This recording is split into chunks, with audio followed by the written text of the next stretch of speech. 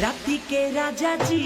भैये के पाजा जी माजा में हमारा के देनी हसाजा जी थोड़ी बचटनी मालैया गरम करी होइया दबादी देनी मुचकाई मोर कोलैया गरम करी होइया दबादी राती के राजा जी भैये के पाजा जी माजा में हमारा के देनी हसाजा जी थोड़ी